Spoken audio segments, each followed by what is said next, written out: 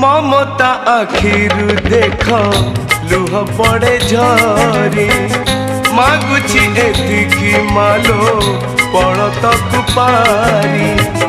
मा तो